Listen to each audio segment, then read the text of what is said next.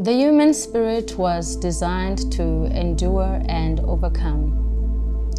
It has so much power, such that when it has overcome, it can hold memory of its experiences and yet be fully present to enjoy the current joys and victories that life presents to it. I believe that if we know more about each other, we can learn more and be gracious to each other. The concepts that you hold about life are not necessarily true. They're limited to your exposure. The day you get comprehension of this, you'll be more kind, patient, and deal with people more graciously. I welcome you to a place of grace, the Knowledge Hub edition. Today I speak to a woman whom I've known as a phoenix. She was born being able to talk, walk, write, and suddenly life took a drastic change. She lost the ability to do all things she could do when she was born. I speak to Siphelele. Hi everybody, welcome to the Knowledge Hub. This is our very first section, and in this section we talk about everything that talks about growth, from growing from point A to point B. And today we're going to be talking about it from a health perspective. And I invited my dear friend, Siphelele Xulu. She's going to be telling us how she managed to overcome change in her life concerning health. Well, Siphelele, welcome to the show. Thank you. I just like what you say, Xulu. It's Xulu. A very silent Xulu. Yes. And I rehearsed the the whole time. Sorry. Well, thank you for coming to the show. Thank you so much. You're actually my first guest when it's on the Knowledge Hub. We've never invited anybody, so thank you for coming. Thank you. Well, you know, I've known you for years when I was still studying at Sona University of Technology. And you were responsible for making my years so memorable when I still did pageants at that point. I knew you as a very active person. You did drummies, you did pageants, you did all sorts of stuff in terms of production. And then suddenly when I was going through my Facebook, I noticed there was a change in your health, because suddenly I had seen you in a wheelchair. Like the first picture that I saw, I thought, okay, maybe it's not her. Because I could see it's you, but I'm like, maybe it's not her, because I know she walks. Then I began to wonder, maybe something happened. So when I was thinking about doing the show, the Knowledge Hub, because I could see the different postings that you've been doing on Facebook, that you still continue to post. For me, it spelled confidence, courage. I was like, okay, then there's something different about her attitude concerning the change in her health. I should call her as my guest in the Knowledge Hub so she can tell us how to embrace change. That's how I decided on calling you to be part of the show. Wow. So I just want you to tell us what happened, because something did happen. You were not born like this. Just take us through what happened so that we can get to a better understanding. Okay. Firstly, I just want to say thank you for this opportunity, because I never ever thought that I would be sitting here talking about this. Yeah. Thank you so much. And I'm so grateful that you actually called me, and I'm so happy that you still keep the Miss look, because now it's like, yeah, amazing. Thank you so much. Thank you. For me to take you through, this is how I'm gonna start it like this. Actually, what has happened is that I'm sure you know that I'm doing Herbalife. Yes. So now I was now very excited. I was about to go to Turkey for a full vacation paid by Herbalife. Wow. With my daughter. I was so excited, in such a way that I was still busy packing for my holiday. Suitcases for my vacation. And for something that happened is that I was sitting in my lounge, and suddenly I found my hands were vibrating, and I was like, what was happening? And then fortunately in our rest, there are in our residence TUT. Yes. There are some nurses that are actually staying there. So I quickly asked my son to go and get one of the nurses. And the nurse came and said, I was like, I even actually said, I think I'm getting the stroke. I don't know what is happening. And then she just laughed and said, no, it's not a stroke. It's the last thing that can ever happen. It's not a stroke. It's not a stroke. Stroke normally would attack you on the side, but with you are talking to me about both hands. There's no way that it can't be a stroke. And then it's like he started rubbing me, and then I was coming down, and then I was like, let me go sleep. Now, I stopped packing. I stopped doing the things that I was doing. It's like, let me sleep, and then maybe in the morning it will be better. Yes. Then when I realized around 4 a.m., it's like, no, I'm still shaking, and I'm sleeping, I'm alone. Is it a visible shake? Yes, it was something that they could feel that my when they were, that is vibrating, and so I can't really explain, put to words as to what kind of the feeling that it was taking place. What has happened is that I was like around 4 a.m. and then I text this other friend of mine to say, can you please take me to the doctor? Because now I was thinking that I have to go to the doctor because now I'm going to take you, so I can't go with this condition. So the guy came in the morning, and then we went to the hospital. I went to the doctor, to my doctor. And then my doctor was like, when I was explaining what was happening, and then he wrote a very long list of the things that I have said about what is happening. And then he said, you know what, I have to send you to someone else, like a neurologist, because this I can't be able to tell what is happening. And then, yes, I went to MedForum, and for some reasons that they're telling me that I'm supposed to be like admitted, something that I didn't expect. And then I was like, oh, it's okay. If God did not want me to go to Turkey, it's okay. When were you supposed to go to Turkey? I was supposed to go like 2 days before that. So no. Yes, I was supposed before after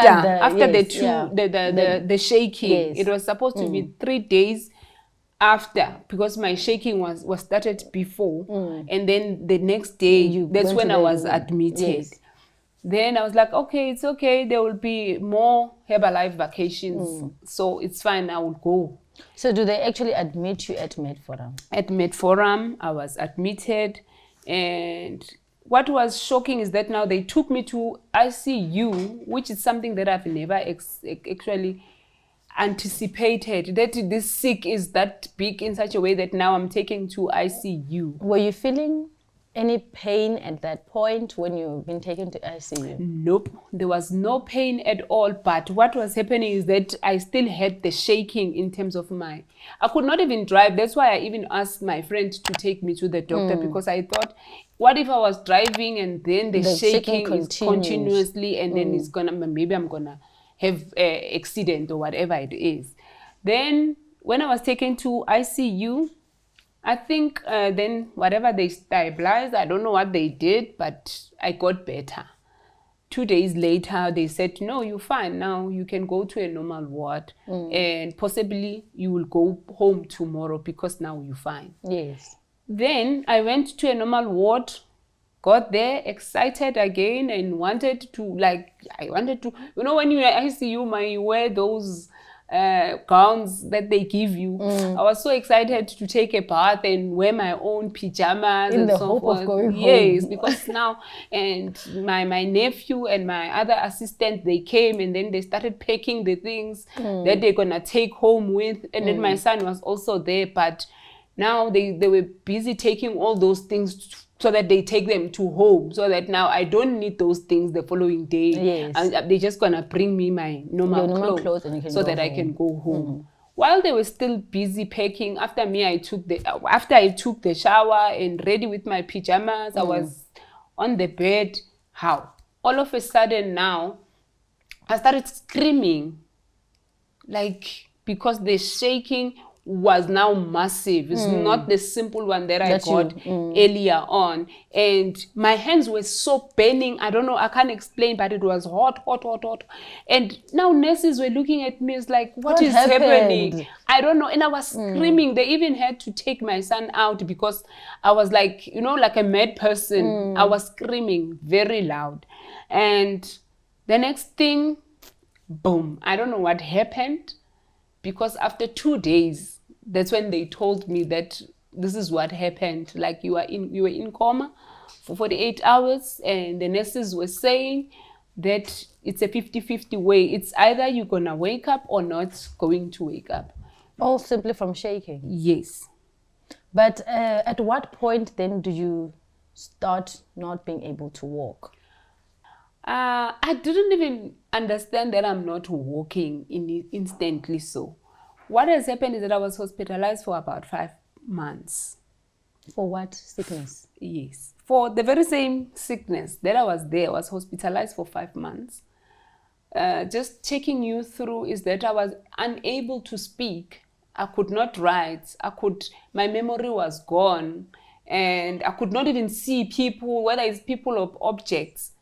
So it took a very long time for me to realize that I can't walk, because I was just on the bed the whole and then I time. was put it like the catheter for me to go to the bathroom and all those things. So I didn't know what was happening with me.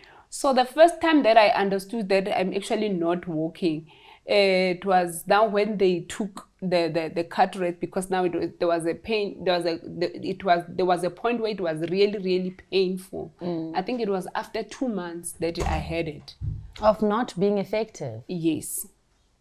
That's when I realized that I can't walk. I can't go to the bathroom by myself. And they started telling me that I'm not able to walk, so I have to put another catheter so that I can be able to release whatever that I have to release. Well, when they're telling you that you're not able to walk, at that point, are you thinking maybe it's a temporary thing because you're still in hospital, or they're telling you that you can't walk? And I think they didn't tell me whether it's temporal or it's permanent, but maybe in my mind I was thinking that it's just temporal.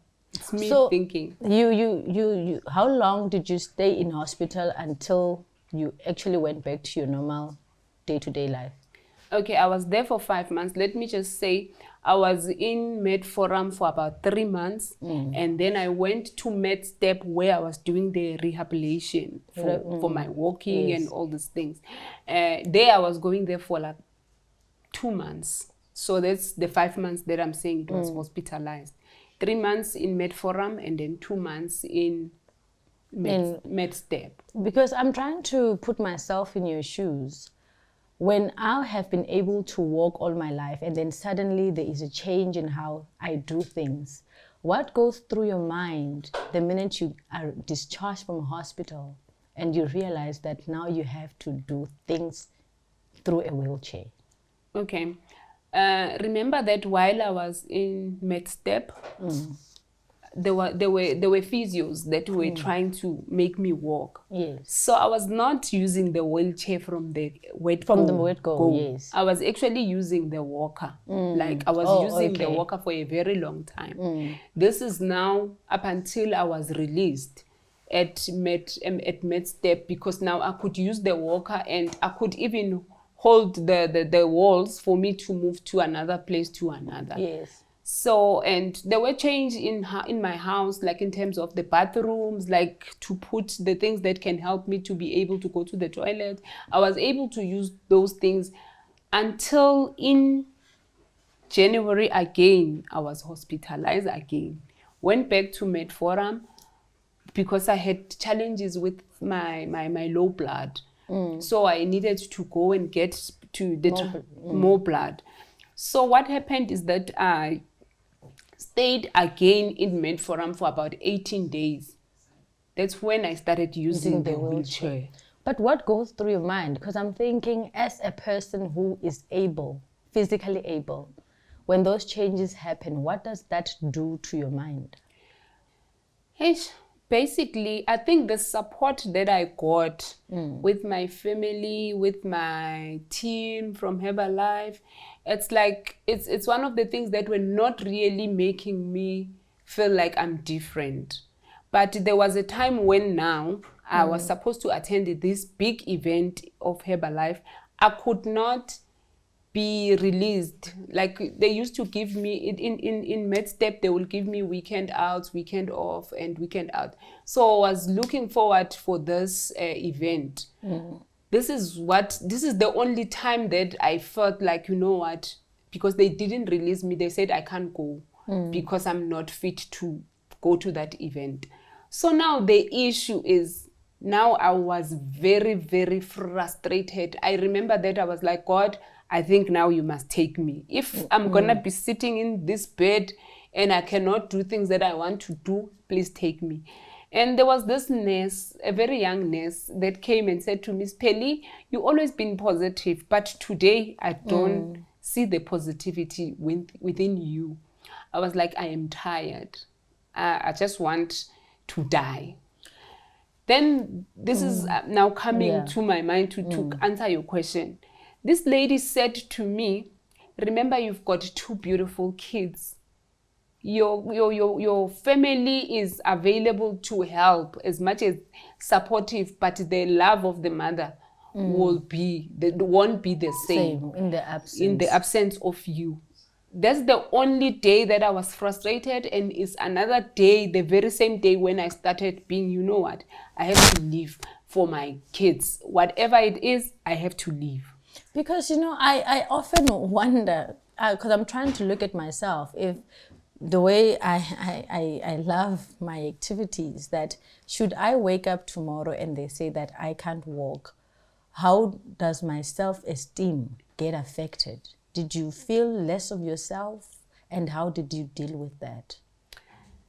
Hey, I didn't feel like that. Actually, what has happened is that there were days when I really, you know, when you feel like you want to have an ice cream.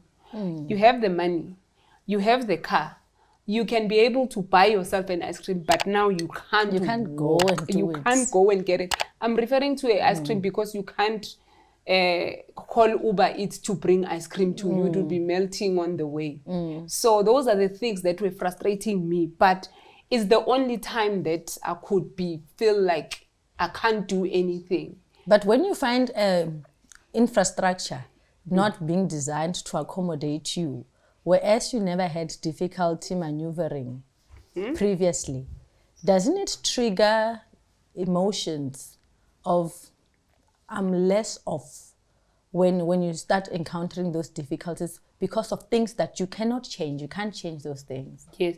Okay, the only thing that I can actually, the scenario that I can give you so that you understand, you know, we have these feed camps at Union Building. It's a public space. Yes. There are ramps where you can be able to take your car in and be able to be part of whatever the feed camp. Yes. So now, I think people were not understanding the fact that I need to be part of this team where I have to go. Now there were people who were exercising on this ramp. So every time then we have to go there, they have to have all these mean things to say and say, no, you must come early, you must wake up, you must come early. In your presence. Yeah, they will tell me like that, like lively so. And it was really difficult because now I can't change. I don't even, this team that they are talking about, I don't even know what time they are starting to exercise. To come early so that because they want to exercise on the ramp where the cars that are actually meant for us. And another thing is the other scenario will be you go to a mall and then you find people using our own parkings. And the person is okay. She doesn't need this handicapped parking or closer to the mall. But there will be people who will be doing that. But now, those are the things that will be frustrating me at some point, but really not that much. It's not frustration that you can really say that you dwell on. No, I couldn't really dwell because people sometimes people are mean, but you don't want to focus on the people who are mean. Rather, focus on the people who are supporting you. People will be mean whether you are in wheelchair or you are walking. The mean people, they are just people. They can just be mean. So, but having gone through this, do you think that a person can ever prepare for such drastic changes in life? I think God did prepare me. How so?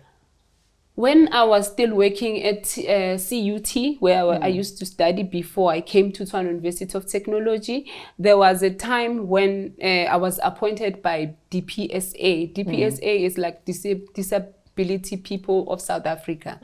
I was actually appointed to do, most I do drama, I do productions. Number one. Yeah.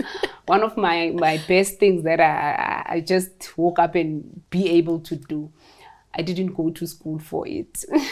So now I was appointed by DPSA, and now they asked me to do a production for the handicapped people. Yes. So now, because I like the reality things, so I had to do a production based on the disability. Yet you're not. Yes, at that time. So now I'm asking them, what are they going through?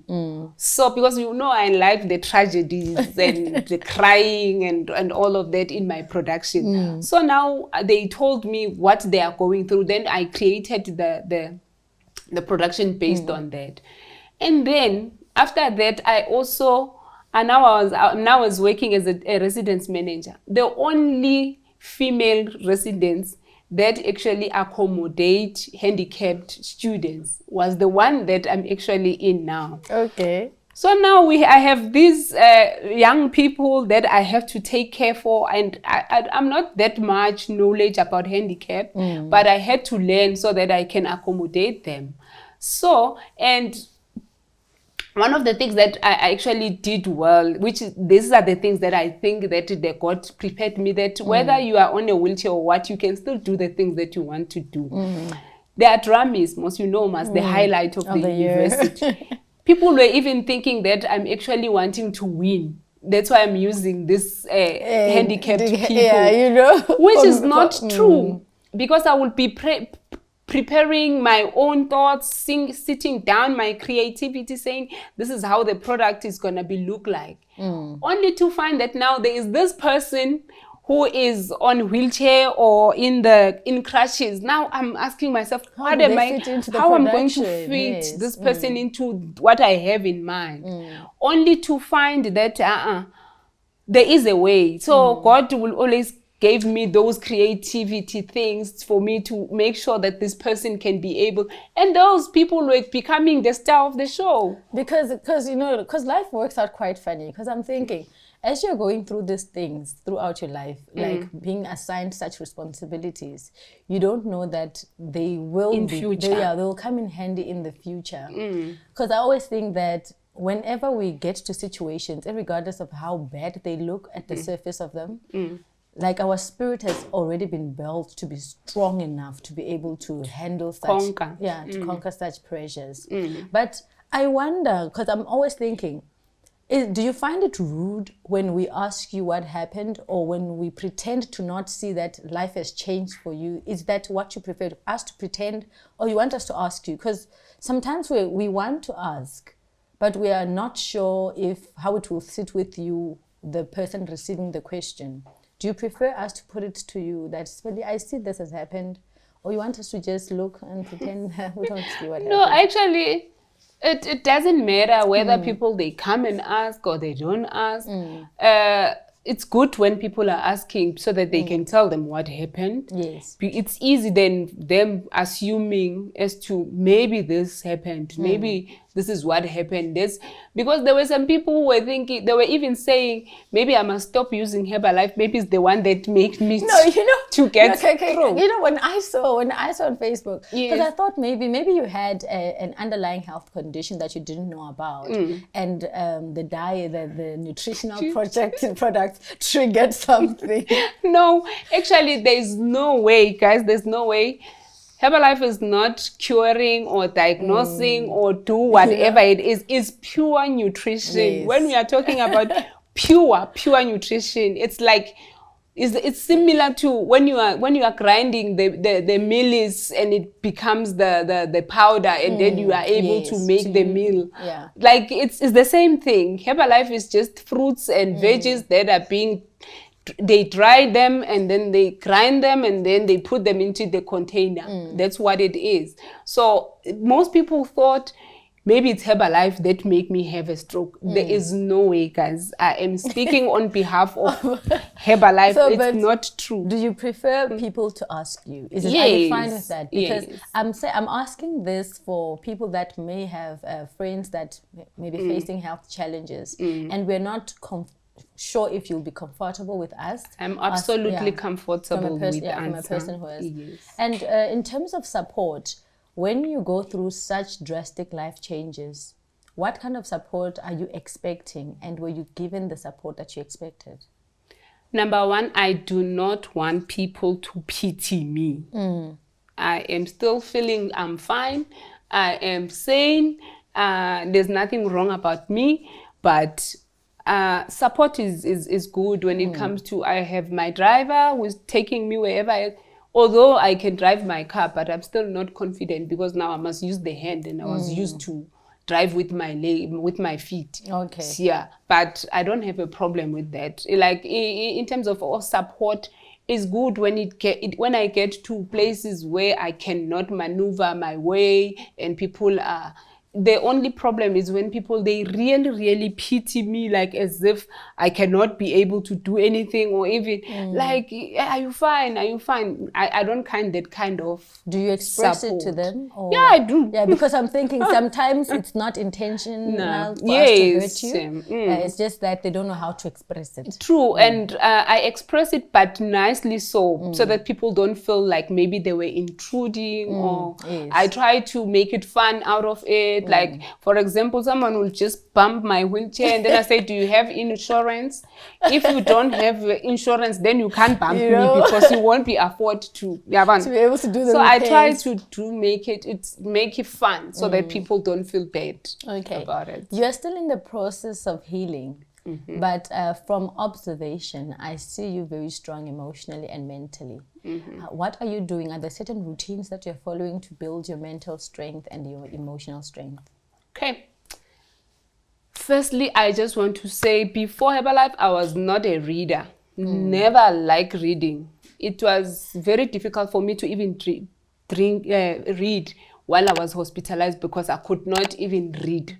I could not read, I could not write.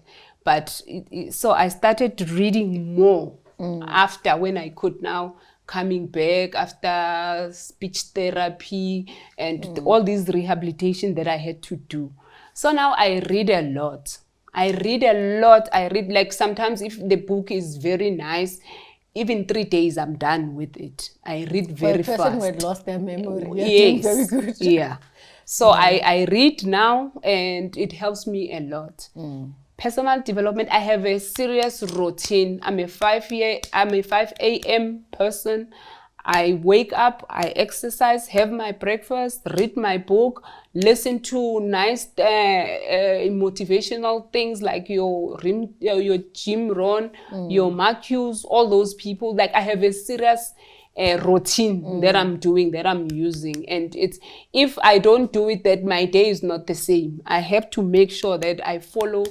It's like it's a ritual. It's something that if I'm not doing it, things are not going well. I feel like you mentioned exercise, you've mentioned a driver. Somebody might be thinking, she's rich, that's why she can be able to do all these things. Who's helping you with doing your exercises? Actually, I exercise myself. I used to have a physio. Ooh, that was very expensive. But which I'm still in talking with him, and I'm still even send my routines as to maybe, let's say, I bought myself a treadmill in my house. Can you use a treadmill? A lot. Now I'm on 2,100 steps. I'm able to walk for 35 minutes on the treadmill. So I'm doing very well. And mind you, remember I told you that sometimes God will put you.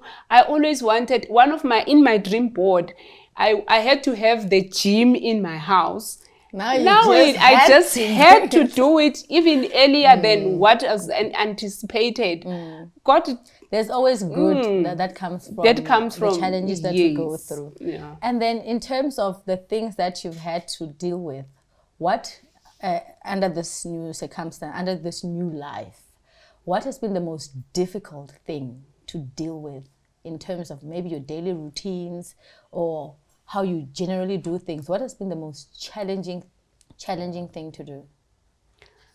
Is to just wake up and get into the car, going and get something that I want to have immediately. Now I have to make sure that I plan my day or my week through my driver, through the person who's gonna make sure that takes my wheelchair, put into the boot.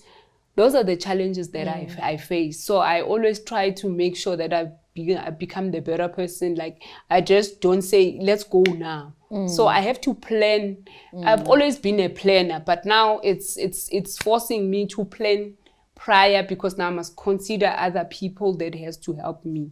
So those are the things that are more difficult for me, because I can't just say, I need to buy this, I need to go. Can't go to Maraba start easily, because there's no way that I can maneuver there, because the shops are small, and those are the things that are more difficult for me right now. I go to the shop and I can't move, because there's like, I can't even when I had to go buy myself a car, I couldn't be able to get in there, look for the right car that I want to buy now, because there are cars all over the place. All the dealerships, they will have their cars on their floor. So you don't have to, they don't even expect that there should be a person in the wheelchair will come. And it's probably not from an intentional point, because you'll find that most of the people that are working in the organization, they are all able to walk, and so they don't consider no, people who are driving, mostly they have their legs. They cannot expect that a person can come and do that. So, but I tried, because I even modify my own car now for me to be able to use it with my hand. Oh wow. Okay, well, we are going to be closing, and I want you to advise people that may be or going to experience life changes from a health perspective, that what is it that they should do, or how they should perceive life, just to give them words of encouragement. What would you say to them? I think, guys, what I will say is, guys, you have to always be positive with your life. A life without challenges is boring. You have to, your mindset is the most important. Your tool is your mindset. You must think, you must always try positive, think positively all the time. Everything that comes, like for now, we are facing the third wave of the COVID. Change is good. You can't, you have to embrace the change. There's always been the change, and the more you accept and embrace, things they do. You can't say it's an attitude thing. Attitude is more important. It's attitude, is your mindset, is your positivity, everything that comes through your way. You must just, before you could be frustrated, rather look into positivity of what you can draw from that. And then in closing, I want you, in one word, through this experience, how would you describe God? He's amazing. I can't explain. Like, I've seen him. You said one word. I can't say one word. There's so many words that I could say, but now I'm just gonna say God is amazing, and I've seen God working in my life, and I love him so much. He's the only person, or the object, or that I actually would say I love him. I love him so much. And then this experience, what has it taught you in terms, or how would you say love is expressed through this experience, if you were to explain? Like, love is experienced through maybe support. What would you say you want love to be expressed as? Acceptance. Just accept whatever that goes your way. Just accept. Wow. And then in closing, what do you want to be remembered as? As a friendly, bubbly, excited all the time, and the person that I actually want to be remembered as. Okay, that's why actually I thought I almost died. So I wanted my life to be like as colorful as possible, because I could have died now I want to be remembered as a person who has a positive life. That's all. Thank you. Thank you. You're a star. Thanks. Thank you. I didn't cry, guys. Thank you. Well, thank you for watching. We hope you guys enjoyed the show. We'll see you next time. Bye. Thank you.